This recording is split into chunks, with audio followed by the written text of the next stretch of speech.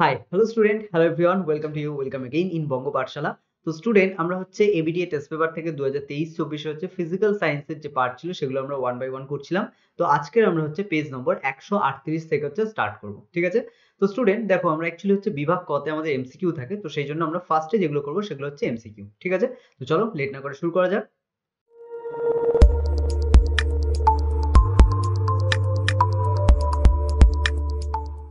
তো স্টুডেন্ট, ফার্স্টেই আমাদের হচ্ছে কি দেওয়া আছে দেখো, বলেছে গ্লোবাল ওয়ার্মিং এ বিভিন্ন গ্রিনহাউস গ্যাসের অবদানের সঠিক ক্রম হলো। কি হবে? সব থেকে বেশি হচ্ছে অবদান কার থেকে? CO2। সেক্ষেত্রে হচ্ছে ফার্স্ট হচ্ছে আমাদের CO2, তারপরে থেকে জলীয় বাষ্প, যেটা এখানে H2O আকারে দেওয়া আছে এবং এটা অপশন এতেই আছে, বাকিগুলোতে কিন্তু H2O নেই, ঠিক আছে? সেক্ষেত্রে আমাদের কিন্তু অপশন এ হবে কারেক্ট অ্যান্সার। তাহলে সেক্ষেত্রে CO2, তারপরে থেকে জলীয় বাষ্প, তারপরে মিথেন, তারপরে CFC। সেক্ষেত্রে আমাদের অপশন এ হয়ে যাবে সঠিক উত্তর। তো দেখো এবার 1.2 কি বলেছে, 0 ডিগ্রি সেলসিয়াস উষ্ণতায় নির্দিষ্ট ভরের কোনো গ্যাসের আয়তন V0, চাপ স্থির রেখে তাপমাত্রা 100 ডিগ্রি সেলসিয়াস করা হলো। তার মানে কি, আগে 0 ডিগ্রি ছিল, সেটা হচ্ছে 100 ডিগ্রি করা হয়েছে, তাহলে 100 ডিগ্রি সেলসিয়াস কি তাপমাত্রা বৃদ্ধি পেয়েছে। বলেছে গ্যাসটির আয়তন হবে, তাহলে যখন 100 ডিগ্রি করা হলো তখন গ্যাসটির আয়তন কত হবে? এখানে আমাদের সিম্পল আমাদের সূত্র মনে রাখতে হবে, যেটা আমরা পড়েছিলাম, যে 0 ডিগ্রি সেলসিয়াস উষ্ণতায় কোনো গ্যাসের উষ্ণতা, মানে সেক্ষেত্রে আয়তন যদি V0 হয়, তাহলে প্রতি ডিগ্রি উষ্ণতা বৃদ্ধিতে তার যে উষ্ণতা, মানে তার যে আয়তন, সেটা বৃদ্ধির একটি সূত্র পেয়েছিলাম। সূত্রটা আমাদের মনে রাখতে হবে যে V0, ঠিক আছে, প্রাথমিক বা হচ্ছে 0 ডিগ্রি সেলসিয়াসের যে আয়তন, সেটার সাথে V0 ইন্টু 1 প্লাস 1/273, ঠিক আছে, 273, এটা আমাদের ফর্মুলা ছিল। আই হোপ তোমাদের মনে আছে, তাই তো? 273, সরি, এখানে উপরে 273 হবে না, আমাদের 1/273। সেক্ষেত্রে আমরা এখানে আমাদের কি হবে, উপরে হচ্ছে 1 হবে, যে প্রতি 1 ডিগ্রি বৃদ্ধির জন্য। এবার যেহেতু এখানে কি 100 ডিগ্রি বৃদ্ধি পেয়েছে, তাহলে আমরা উপরে কি লিখবো? 100। বোঝা গেল? তাহলে উপরে হচ্ছে 100 আর নিচে কত হবে? 273। তাহলে নিচে আমাদের 273। ওকে, আই হোপ বুঝতে পারছো। তাহলে এটা ছিল আমাদের ফর্মুলা। এবার দেখো, এখানে যদি হচ্ছে 100 ডিগ্রি বৃদ্ধি পেয়েছে, সেই জন্য আমরা এখানে 100 নিলাম। এবার দেখো সমীকরণ থেকে আমরা কি পাচ্ছি, 273 এর সাথে 1 গুণ হয়ে গেল, তাহলে 273 যোগ হচ্ছে 100, তাহলে 373, তার সাথে V0 আছে গুণ অবস্থায়, তাহলে এটা উপরে চলে আসছে 373 V0, মানে 373/273 ইন্টু V0। তাহলে এখানে আমাদের সমীকরণের উত্তর কি হবে? 373 V0/273। তাহলে অপশন সি হবে আমাদের কারেক্ট অ্যান্সার। ওকে, চলো এবার চলে আসি আমরা তারপরে 1.3, H2 গ্যাসের প্রমাণ ঘনত্বের মান কত? তো দেখো, এখানে হচ্ছে তোমাদের যে কোয়েশ্চেনটা দিয়েছে এটা একটু কনফিউজিং। কেন? কারণ এখানে ঘনত্ব বলে দিয়েছে। তোমরা যতটা পড়েছো, মানে যেটা আমাদের হচ্ছে অঙ্কে কাজে লেগেছিল, তো এখানে দেখো আমরা পড়েছিলাম রাসায়নিক গণনার ক্ষেত্রে যে H2 গ্যাসের প্রমাণ ভর, সেক্ষেত্রে কিন্তু অনেকেই ভুল করে এই এর অপশনটা হচ্ছে কারেক্ট করবে, কিন্তু এখানে খেয়াল রাখতে হবে, এখানে প্রত্যেকের কিন্তু শেষে একক দিয়ে দিয়েছে।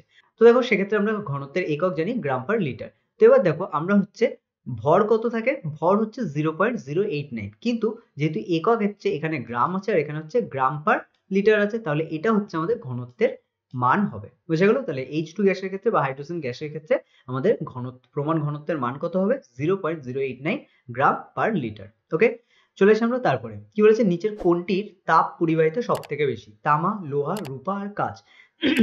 তো দেখো অ্যাকচুয়ালি প্রথম তিনটে ধাতু দেওয়া আছে, আর পরেরটা হচ্ছে অধাতু কাঁচ, তাই তো? তাহলে এই প্রথম তিনটে ধাতুর মধ্যে সব থেকে তাপ পরিবহন বেশি করতে পারে হচ্ছে রূপা, ঠিক আছে? সেই জন্য আমাদের রূপা বা AG, এটা হচ্ছে আমাদের সঠিক অ্যান্সার।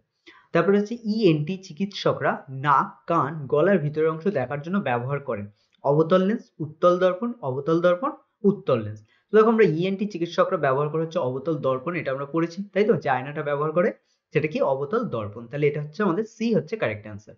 তারপরে কি বলা আছে, বিজ্ঞানী কোচি, ঠিক আছে, প্রতিসরাঙ্কের সাথে তরঙ্গ দৈর্ঘ্যের যে সম্পর্ক দেন। তাহলে দেখো বিজ্ঞানী কোচি প্রতিসরাঙ্কের সাথে তরঙ্গ দৈর্ঘ্যের যে সম্পর্ক দেন তা হলো, সেটা কি? সেটা হচ্ছে আমাদের এই অপশন ডি হবে কারেক্ট, কারণ এটা হচ্ছে তোমাদের বইয়ের বাইরের একটা কোয়েশ্চেন বলতে পারো, ঠিক আছে, বাট এটা হচ্ছে তোমাদের প্রতিসরাঙ্কের সাথে হচ্ছে যেহেতু রিলেটেড, সেই জন্য এই কোয়েশ্চেনটা তোমাদের হচ্ছে দিয়েছে। বোঝা গেল? তারপরে চলে আসি আমরা হচ্ছে 1.7, কৃতকার্য বিভব পার্থক্য ও আধানের মধ্যে সম্পর্কটি হলো। কৃতকার্য W দিয়ে প্রকাশ করা হয় আমরা জানি, বিভব পার্থক্য V দিয়ে প্রকাশ করা হয় এবং আধান হচ্ছে Q দিয়ে প্রকাশ করা হয়। এবার দেখো সিম্পল আমরা হচ্ছে বিভব পার্থক্য সূত্র জানি, বিভব পার্থক্য V is equal to W/Q, তাই তো? তাহলে V is equal to W/Q, সেই অনুযায়ী দেখো V is equal to W/Q, তার মানে Q টা এখানে কি নিচে ছিল, তাহলে এই Q টা যদি হচ্ছে উপরে চলে আসে, তাহলে V এর সাথে গুণ হয়ে যাবে, তাহলে এখানে আমরা বলতে পারি যে W is equal to QV। তাহলে সেক্ষেত্রে আমাদের অপশন বি হচ্ছে কারেক্ট অ্যান্সার। ওকে, তারপরে চলে আসি আমরা হচ্ছে 1.8, বৈদ্যুতিক হিটারে ব্যবহৃত তার হলো নাইক্রোম। এটা আমরা জানি। নাইক্রোমের উপাদানগুলি হলো কি কি উপাদান? তো দেখো প্রথমটা বলেছে Fe মানে হচ্ছে আয়রন, FeCN মানে আয়রন, কার্বন, নিকেল। তারপরে দেখো কার্বন যেহেতু অধাতু তাহলে সেক্ষেত্রে হবে না, কারণ এটা একটা ধাতু, নাইট্রোম, ঠিক আছে। বি, তারপরে বলেছে কি Fe মানে লোহা, তারপরে Cr মানে ক্রোমিয়াম, তারপরে আবার N মানে নাইট্রোজেন, তাহলে এটা হচ্ছে একটা অধাতু, এটাও হবে না তাহলে। তারপরে সি এরটা চলে আসি, FeCr আর Ni, তাহলে FeCr Ni, Fe মানে হচ্ছে লোহা, তারপর হচ্ছে ক্রোমিয়াম আর নিকেল। তো ক্রোমিয়ামটা আমরা জানি ক্রোমিয়াম এবং লোহা এই দুটো হচ্ছে অবশ্যই থাকে, এবং তার সাথে নিকেল, সেক্ষেত্রে আমাদের অপশন সি হয়ে যাবে সঠিক উত্তর। ওকে, তারপরে চলে আসি আমরা নেক্সট কোয়েশ্চেন। কি বলা হচ্ছে দেখো 1.9 এ একটি তেজস্ক্রিয় মৌল থেকে ক্রমান্বয়ে একটি আলফা কণা এবং দুটি বিটা কণা নির্গত হয়ে অপর একটি তেজস্ক্রিয় মৌল উৎপন্ন হলো। তাহলে এটা বোঝার চেষ্টা করো কি বলেছে। বলেছে একটি হচ্ছে মৌল তেজস্ক্রিয় যেখান থেকে হচ্ছে একটি আলফা কণা বেরিয়ে গেল। আর আমরা জানি আলফা কণা যদি বেরিয়ে যায় তাহলে কি হয়, ভর হচ্ছে 4 একক কমে যায় এবং পারমাণবিক সংখ্যা 2 একক করে কমে যায়, তাই তো। তার সাথে বলেছে দুটি বিটা কণা নির্গত হয়ে অপর একটি তেজস্ক্রিয় মৌল উৎপন্ন হচ্ছে। তাহলে বিটা কণা যদি নির্গত হয় তাহলে কি হয়, ভর সংখ্যায় কোনো পরিবর্তন হয় না, সেক্ষেত্রে পারমাণবিক সংখ্যা যেটা সেটা কিন্তু 1 একক করে বৃদ্ধি পায়। কিন্তু এখানে দুটো বিটা কণা বলেছে, তাই তো। আলফা কণা একটি বলেছে আর বিটা কণা কটা বলেছে, দুটো। তাহলে অ্যাকচুয়ালি এখানে আলফা কণা বের হওয়ার জন্য পারমাণবিক সংখ্যা যেটা কমে যাচ্ছিল, বিটা কণা নির্গত হওয়ার জন্য আবার সেইটা মেকআপ হয়ে যাচ্ছে। তাহলে কি অ্যাকচুয়ালি পারমাণবিক সংখ্যার কোনো চেঞ্জ হচ্ছে না, বোঝা যাচ্ছে।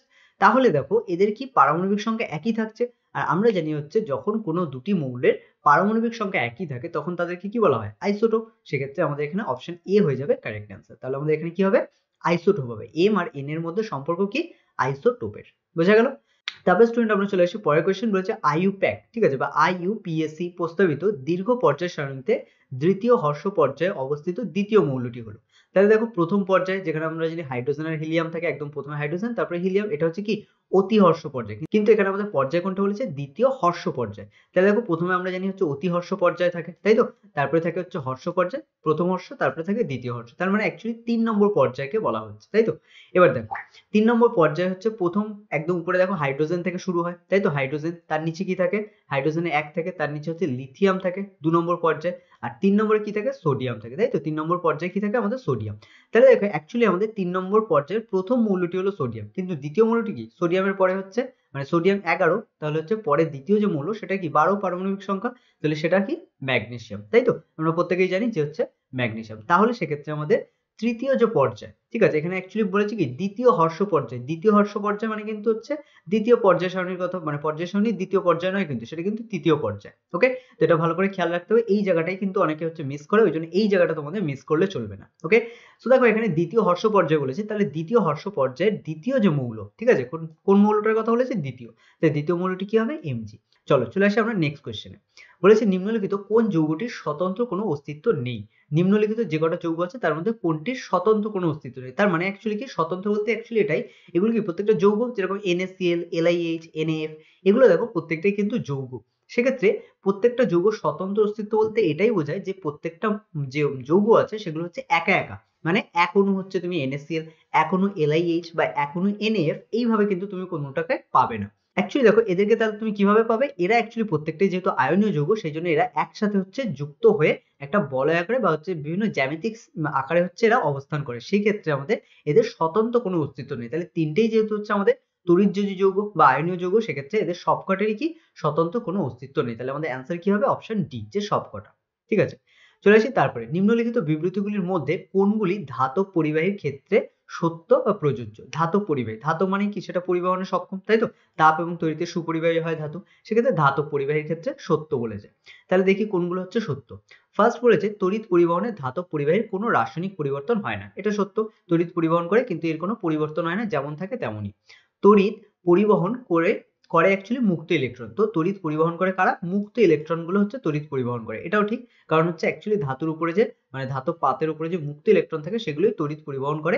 এর ভিতরে যে হচ্ছে ইলেকট্রন গুলো থাকে সেগুলো কিন্তু মানে ভিতরে যে হচ্ছে মানে পুরো সলিড যে অংশটা সেটা কিন্তু তড়িৎ পরিবহন করে না। ঠিক আছে, উষ্ণতা বাড়ালে ধাতব পরিবাহীর রোধ কমে। তো এইটা হচ্ছে আমাদের ভুল, কারণ উষ্ণতা যত বাড়ে রোধ তত বাড়তে থাকে।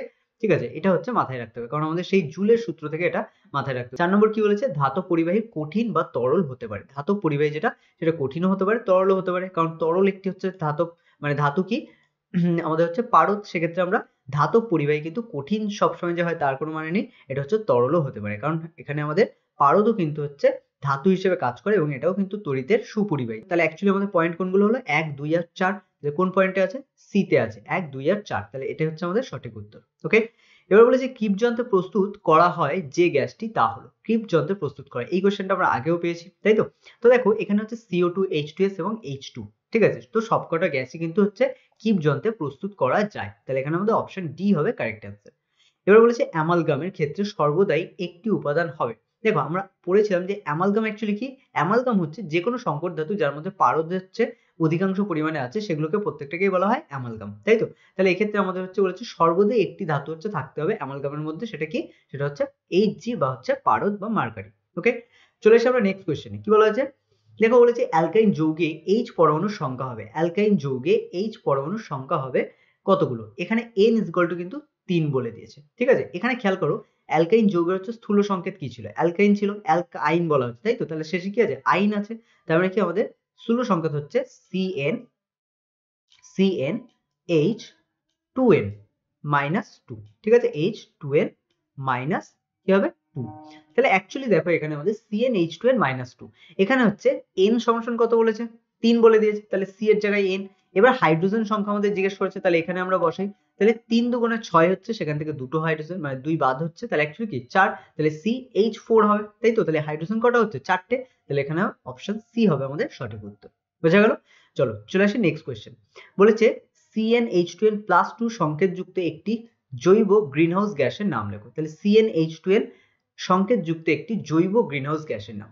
তো CnH2n+2 সংকেতযুক্ত, তাহলে এরকম সংকেত আছে, এরকম একটি গ্রিনহাউস গ্যাসের নাম কি হবে? মিথেন হবে। কিভাবে দেখো? কারণ দেখো এখানে কার্বন কটা আছে? একটা, তাহলে আমরা n কত বসাতে পারি? 1, তাহলে Cn, তাহলে কার্বন হচ্ছে কি এখানে একটা, সেজন্য n এর জায়গায় আমরা 1 বসাতে পারি।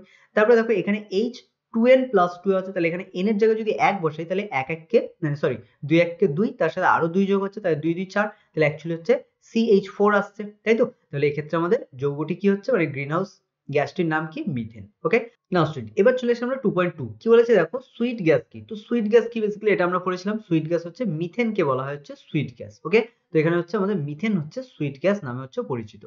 তারপরে চলে আসি আমরা হচ্ছে তাপন মূল্যের এসআই একক কি? তো এখানে হচ্ছে তাপন মূল্যের এসআই একক, এটাও আগে আমরা তো এটাও আমরা আগে অনেকবারই পেয়েছি। তো তাপন মূল্যের এসআই একক কি? Joule per kilogram. তারপরে চলে আসছে P1V1 = P2V2 = P3V3। সমীকরণটি কোন সূত্রকে নির্দেশ করে বলে তুমি মনে করো? তো এটা আমরা পেয়েছিলাম যে এটা হচ্ছে বয়েলস এর সূত্রকে নির্দেশ করে। যদি এটা আমাদের চার্লসের সূত্র হতো তাহলে কি হতো? নিচে শুধু T1 চলে আসতো, ঠিক আছে? V1/T1, বোঝা গেল? কারণ চার্লসের সূত্রে আমাদের হচ্ছে কি চাপ বা প্রেসার যেটা, সেটা হচ্ছে কনস্ট্যান্ট থাকে, সেজন্য এখানে V1/T1 হতো। যাই হোক, এখানে আমাদের যেটা আছে P1V1 = P2V2 = P3V3, এটা কি? এটা কোন সমীকরণকে নির্দেশ করছে? এটি হচ্ছে বয়েলস এর সমীকরণকে নির্দেশ করছে। ওকে, চলো নেক্সট কোশ্চেন চলে আসি। বলেছে এসআই পদ্ধতিতে সর্বজনীন গ্যাস ধ্রুবকের মান লেখো, ঠিক আছে? এসআই পদ্ধতিতে সর্বজনীন গ্যাস ধ্রুবক মানে কি? অ্যাকচুয়ালি আর এর মান চেয়েছে, তাই তো? তো আর এর হচ্ছে এসআই পদ্ধতিতে গ্যাস ধ্রুবকের মান চেয়েছে। অনেক সময় কিন্তু এটা মান না দিয়ে শুধু একক দেয়, তাহলে সেক্ষেত্রে কিন্তু আমরা মান বসাবো না, শুধু এককটা লিখবো। বোঝা গেল? এখানে যে এককটা আমরা ব্যবহার করেছি, তো তোমরা হচ্ছে এখানে হচ্ছে এককটা হচ্ছে তো লিখবে, তার সাথে মান যেহেতু চেয়েছে তাহলে মানটাও দিতে হবে। তাহলে এসআই পদ্ধতিতে গ্যাস ধ্রুবকের মান কত হবে? 8.314, ঠিক আছে? আরো পরের গুলো দেওয়া আছে, তুমি চাইলে হচ্ছে 314 পর্যন্তই রাখতে পারো। 314, তারপর হচ্ছে joule per mole inverse kelvin inverse, ঠিক আছে?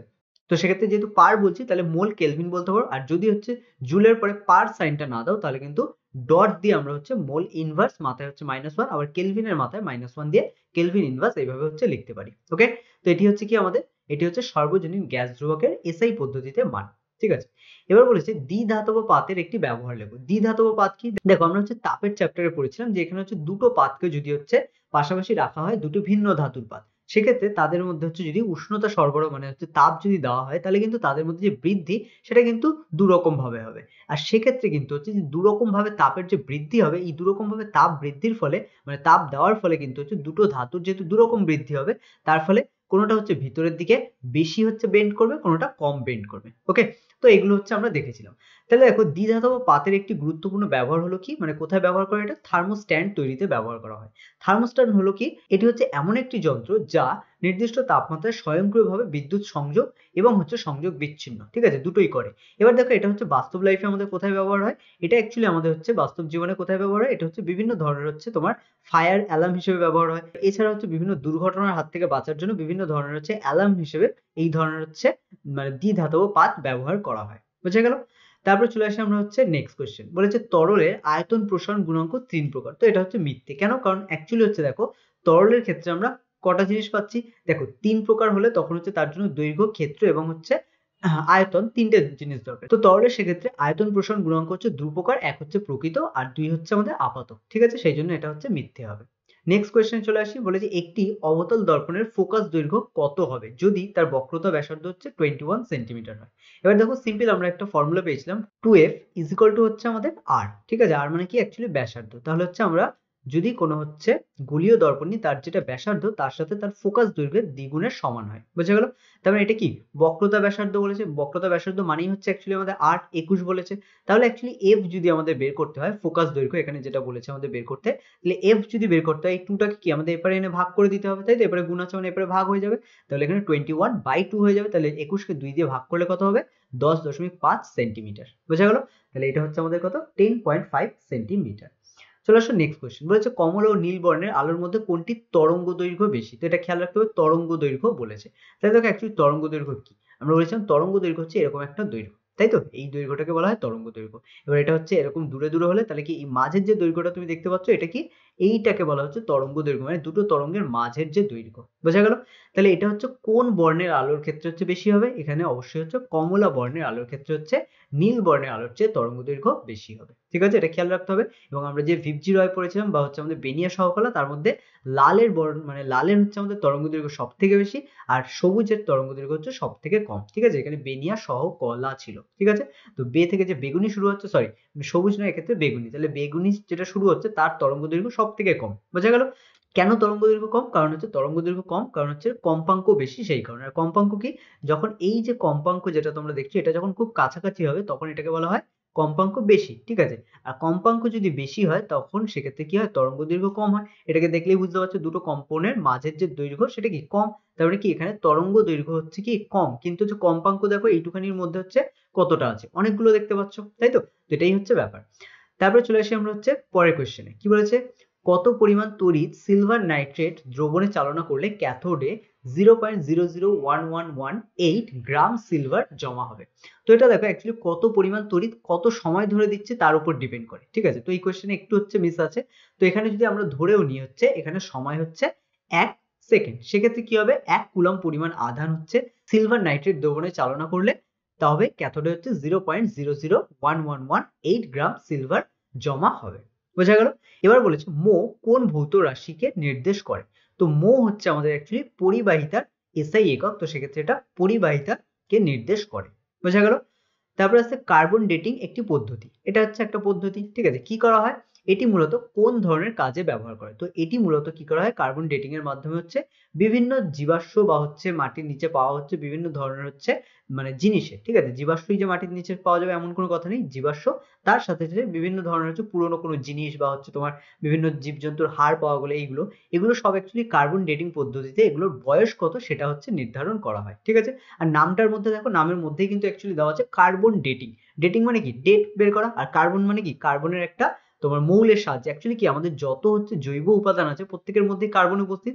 আর সেই কারণে এই কার্বন হচ্ছে কি এদের মধ্যে হচ্ছে কত পুরনো দিনের কার্বন আছে বা হচ্ছে কার্বনটার বয়স কত সেটার মাধ্যমে কিন্তু এর যে বয়স সেটা হচ্ছে নির্ধারণ করা যায়। ঠিক আছে, এটা আমরা শুধু জীবাশ্ম লিখেছি, তোমরা এখানে জীবাশ্ম ছাড়াও হচ্ছে কিন্তু আদার্স হচ্ছে তোমরা যেগুলো আমি বললাম যেরকম হচ্ছে বিভিন্ন ধরনের পুরনো হচ্ছে বা প্রত্নতাত্ত্বিক জিনিসের হচ্ছে বয়স নির্ধারণ করা হয়। ঠিক আছে, চলো চলে আসি নেক্সট কোয়েশ্চেন। বলেছে তেজস্ক্রিয় পরিমাপের একটি একক হলো কুড়ি, তবে তোমার জানা অন্য এককটির নাম কি? আমাদের জানা অন্য এককটির নাম কি হবে? বেকারেল। ঠিক আছে, চলো চলে আসি নেক্সট কোয়েশ্চেন। বলেছে আচ্ছা আমাদের ডান এবং বাম স্তম্ভ দিয়েছে। একটি হ্যালোজেন মৌল, হ্যালোজেন মৌল কি হবে? বিআর। ঠিক আছে, ব্রোমিন হবে হ্যালোজেন মৌল।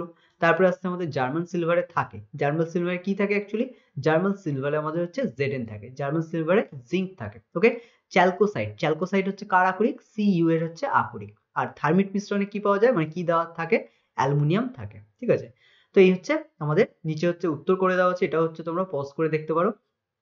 এবার চলে আসি আমরা নেক্সট কোয়েশ্চেনে। বলেছে মেন্ডেলিফের পর্যায় সারণীর সংশোধিত সংস্করণে শূন্য শ্রেণী ছিল না, এটা হচ্ছে সত্য না মিথ্যে? তো দেখো মেন্ডেলিফের যে পর্যায় সারণী সেটা যে সংস্করণ করা হয়েছিল সেখানে শূন্য শ্রেণী বলে কিছু ছিল না, যেটা ছিল সেটা হচ্ছে 18 নম্বর শ্রেণী। তাহলে সেক্ষেত্রে কি আমাদের যে স্টেটমেন্টটা দেওয়া হয়েছে এটা কি সত্য? বোঝা গেল? চলে আসো নেক্সট কোয়েশ্চেন। বলেছে জলের তড়িৎ বিশ্লেষণে ক্যাথোড ও অ্যানোডে উৎপন্ন গ্যাসের অনুপাত। তাহলে ক্যাথোড এবং অ্যানোড, তাহলে দেখো ক্যাথোড মানে হচ্ছে ক্যাটায়ন আর অ্যানোড মানে হচ্ছে অ্যানায়ন যাবে ওখানে, তাই তো। আর ক্যাথোড মানে হচ্ছে ক্যাটায়ন মানে হচ্ছে কি H প্লাস, তাই তো, হাইড্রোজেন। আর এখানে হচ্ছে কি অক্সিজেন উৎপন্ন হবে অ্যানোডে। তাহলে এখানে হচ্ছে অক্সিজেন আর হচ্ছে হাইড্রোজেনের যদি অনুপাত করি তাহলে আমরা দেখি এক অণু হচ্ছে যদি হাইড্রোজেন গ্যাস উৎপন্ন হয় তাহলে এখানে কত হচ্ছে, মানে এক অণু হচ্ছে হাইড্রোজেনের মোট হচ্ছে পরিমাণ কত হবে, ভর কত হবে, 2 গ্রাম, তাই তো, 2 গ্রাম। আর তার সাথে হচ্ছে অক্সিজেন যেটা উৎপন্ন হবে সেটা কি O2 আছে, তাই তো। তাহলে O2 এর ভর কত হবে, 16 দুগুণে 32, তাই তো। এটা হচ্ছে আমরা জানি। এবার দেখো অ্যাকচুয়ালি হচ্ছে যখন জলের তড়িৎ বিশ্লেষণ হয় তখন কিন্তু অ্যাকচুয়ালি হচ্ছে একটা H2O যদি ভাঙে, ঠিক আছে, এরকম যদি আমরা H2O দেখি, H2 আর O যদি হচ্ছে এরকম থাকে তাহলে দেখো অ্যাকচুয়ালি হচ্ছে এই হাইড্রোজেন যেটা হচ্ছে এক অণু উৎপন্ন হচ্ছে কি 1 মোল জল থেকে, তাই তো। 1 মোল জল থেকে একটা H2 উৎপন্ন হচ্ছে, কিন্তু অক্সিজেন কটা উৎপন্ন হচ্ছে, মাত্র একটা পরমাণু, পুরো O2 উৎপন্ন হচ্ছে না। তার জন্য কি 2 মোল দরকার, তাই তো। তাহলে এখানে যদি 2 মোল হয় তাহলে হাইড্রোজেন কত হচ্ছে, 2 দুগুণে 4। তাহলে এখন অ্যাকচুয়ালি এখানে হাইড্রোজেন তাহলে কত হচ্ছে, 2 মোল। আর এখানে অক্সিজেন কত উৎপন্ন হচ্ছে, 1 মোল। তাহলে এখানে অ্যাকচুয়ালি কিন্তু মোট হচ্ছে ভর সংখ্যা এই 2H2 এর মোট ভর সংখ্যা কত হবে, 4 হয়ে যাবে, তাই তো। তাহলে এটা 4 হচ্ছে, আর এখানে হচ্ছে O2 উৎপন্ন হচ্ছে তবে। তাহলে এখানে 4/32, তাহলে এখানে 4 ডিভাইডেড বাই হচ্ছে 32। তাহলে অ্যাকচুয়ালি এখানে 4 দিয়ে 32 কে ডিভাইড করলে কত হবে, 4 দিয়ে 32 কে ডিভাইড করলে হচ্ছে 8। তাহলে অ্যাকচুয়ালি এখানে অনুপাত কত হবে, 1:8। ঠিক আছে, বোঝা গেল কি করে আসছে 1:8, তো এটা খেয়াল রাখতে হবে। চলে আসি এবার তারপরে অ্যানোড মাডে। আচ্ছা, এটা অ্যাকচুয়ালি মারে হয়ে গেছে, একটা স্পেলিং মিস্টেক হবে, ঠিক আছে। তো এখানে অ্যানোড মারে, মানে মাডে থাকে এমন একটি দামি ধাতু হলো, অ্যানোড মাডে থাকে একটি দামি ধাতু কি, সোনা। এটা ছাড়া আমরা হচ্ছে গোল্ড নিতে পারি, প্লাটিনাম, সরি গোল্ড তো অলরেডি লিখেইছি আমরা। এছাড়া হচ্ছে সিলভার লিখতে পারো তোমরা, প্ল্যাটিনাম লিখতে পারো, ঠিক আছে। এদের মধ্যে যে কোনো একটা তুমি লিখতে পারো। অ্যামোনিয়ার জলীয় দ্রবণের প্রকৃতি আম্লিক না ক্ষারীয়। তো দেখো অ্যামোনিয়া বলেছে এবং তার সাথে বলছে জলীয় দ্রবণ। তাহলে জলীয় দ্রবণ যখন এর সাথে জল মেশানো আছে, আমরা জানি অ্যামোনিয়ার জলীয় দ্রবণ কি উৎপন্ন করে, NH4 আর OH মাইনাস, তাই তো। তাহলে NH4 প্লাস আর OH মাইনাস, তাহলে সেক্ষেত্রে এটা OH যেহেতু মাইনাস উৎপন্ন করছে সেক্ষেত্রে আমরা বলতে পারি এটা কি ক্ষারীয়। ওকে, তো এটা খেয়াল রাখতে হবে। যদি শুধু অ্যামোনিয়া বলতো যে অ্যামোনিয়ার হচ্ছে প্রকৃতি কেমন, তখন কিন্তু এটা হচ্ছে তোমার ক্ষারীয় হতো না, তখন এটা আম্লিক হয়ে যেত। বোঝা গেল, এটা খেয়াল রাখতে হবে। এবার বলছি হিমঘরে খুব নিম্ন উষ্ণতা সৃষ্টি করতে কোন গ্যাস ব্যবহৃত হয়। তো হিমঘরে হচ্ছে খুব নিম্ন উষ্ণতা মানে সৃষ্টি করতে অ্যাকচুয়ালি নাইট্রোজেন গ্যাস ব্যবহৃত হয়। এছাড়া কি করা হয়, এছাড়া কিন্তু কার্বন ডাই অক্সাইডও হচ্ছে ব্যবহার করা যেতে পারে, কিন্তু এখানে খেয়াল রাখতে হবে আমাদের সিলেবাসে যেহেতু হচ্ছে নাইট্রোজেন একটা টপিকই আছে পড়ার মধ্যে, এবং এখানে হচ্ছে ব্যবহারেও দেওয়া আছে যে নাইট্রোজেন হিমঘরে হিমায়ক হিসেবে ব্যবহৃত হয়। সেক্ষেত্রে আমাদের কিন্তু নাইট্রোজেনটাই ফার্স্ট প্রায়োরিটি হিসেবে লিখবো। বোঝা গেল। তার সাথে তুমি চাইলে এটা দিতেও পারো, নাও দিতে পারো। নেক্সট কোয়েশ্চেনে চলে আসি আমরা। বলেছে পরীক্ষাগারে ধাতবমূলক শনাক্তকরণে যে দুর্গন্ধ গ্যাসটি ব্যবহৃত হয়। ধাতবমূলক শনাক্তকরণে যে দুর্গন্ধ গ্যাসটি ব্যবহৃত হয় সেটি আর কিছুই না, সেটা হচ্ছে হাইড্রোজেন সালফাইড বা হচ্ছে H2S। বোঝা গেল। আমরা জানি হচ্ছে H2S এর গন্ধ কেমন হয়, পচা ডিমের মতো। তো এটাই অ্যাকচুয়ালি কি হয়, আমাদের ধাতু শনাক্তকরণে হচ্ছে ব্যবহৃত হয়। তারপর বলেছে দেখো এই কোয়েশ্চেনটা আমরা আগেও পেয়েছিলাম যে জার্মান সিলভারের শতকরা হিসেবে কত পরিমাণ সিলভার থাকে। তো জার্মান সিলভার নামে হচ্ছে সিলভার আছে, ঠিক আছে, মানে নামেই সিলভার আছে, কিন্তু অ্যাকচুয়ালি ভিতরে কিন্তু সিলভার নেই। তো এটার ভিতরে কি থাকে, 0% সিলভার থাকে, ঠিক আছে। আচ্ছা, নেক্সট কোয়েশ্চেন চলে আসে, বলেছে আইইউপ্যাক নাম লেখো। ঠিক আছে, যে যৌগটা দিয়েছে তার আইইউপ্যাক নাম লিখতে হবে। তো এখানে দেখো কার্বন একটা, দুটো, তিনটে আছে, তাহলে তিনটে কার্বন থাকার জন্য এটাকে আমরা কি বলি, প্রোপ বলি, তাই তো। তারপরে দেখো শেষে কি আছে, CHO গ্রুপ, তাই তো। CHO গ্রুপ থাকার জন্য এটাকে আমরা কি নামের শেষে কি যোগ করি, অ্যাল। তাহলে অ্যাকচুয়ালি দেখো এটা হচ্ছে 1 নম্বর কার্বনে আছে, সেটা 1 প্রোপ, তার সাথে হচ্ছে N প্রোপেন, তার সাথে হচ্ছে অ্যাল। তাহলে প্রোপ N অ্যাল। তাহলে এখানে যে N থাকে ANE, যেহেতু দুটোই হচ্ছে আমাদের ভাওয়েল থাকছে সেই জন্য একটা ই হচ্ছে এখান থেকে বাদ চলে যায়। নামকরণের যে নিয়মটা আমরা পড়েছিলাম সেই অনুযায়ী আমরা বললে তাহলে এখানে নামকরণ কি হবে, পুরো নাম 1 প্রোপানল, ঠিক আছে, বা এখানে আমরা একবারে বলতে পারি প্রোপানল। বোঝা গেল। যেহেতু 1 নম্বর পজিশনটা আমরা হচ্ছে না লিখলেও এটা চলে, ঠিক আছে। সেক্ষেত্রে 1 প্রোপানল দিতে পারো অথবা শুধু প্রোপানল দিলেও এটা চলবে। ওকে, চলো নেক্সট কোয়েশ্চেনে চলে আসি। বলেছে মিথেনের সাথে ক্লোরিনের প্রতিস্থাপন বিক্রিয়া শুধুমাত্র শর্ত উল্লেখ করো। এখানে হচ্ছে প্রতিস্থাপন বিক্রিয়ার শর্ত হিসেবে কি শর্ত হচ্ছে এখানে মানে কাজে লাগে, বা কোন শর্তটা হচ্ছে মেনে চলতে হয় সেই শর্তটাই উল্লেখ করতে বলেছে। কি এখানে মেনলি হচ্ছে তাপমাত্রা আমাদের শর্ত হিসেবে কাজ করে, ঠিক আছে, মানে এই তাপমাত্রাটা হচ্ছে মেনটেন করতে হয়, তবেই হচ্ছে মিথেনের যে ক্লোরিনেশন বিক্রিয়া, হাইড্রোজেন একটা একটা করে বেরিয়ে গিয়ে সেখান থেকে যে ক্লোরিন যে প্রবেশ করে প্রতিস্থাপন হয়, ঠিক আছে, বা কার্বন টেট্রাক্লোরাইড যে যৌগটা উৎপন্ন হয় সেটা উৎপন্ন হওয়ার জন্য কি দরকার, শুধু তাপমাত্রাটা নির্দিষ্ট রাখা দরকার। সেক্ষেত্রে হচ্ছে 200 থেকে হচ্ছে 300 ডিগ্রি সেলসিয়াস, এখানে 400 করা হয়েছে, বাট হচ্ছে খেয়াল রাখতে হবে 200 থেকে 300 ডিগ্রি সেলসিয়াসের মধ্যেই কিন্তু এটা ঘটে। এছাড়া হচ্ছে সূর্যালোক বা অতিবেগুনি রশ্মির উপস্থিতিতে হচ্ছে কম তাপমাত্রায় এটা ঘটতে পারে, ঠিক আছে। সেই জন্য হচ্ছে 400 করা হয়েছে, যে সূর্যালোক না থাকলে এটা কিন্তু 400 ডিগ্রি মতো টেম্পারেচার নেয়, বাট হচ্ছে সূর্যালোকে কিন্তু এটা হচ্ছে 200 থেকে 300 এর মধ্যেই হচ্ছে এটা ঘটে। বোঝা গেল।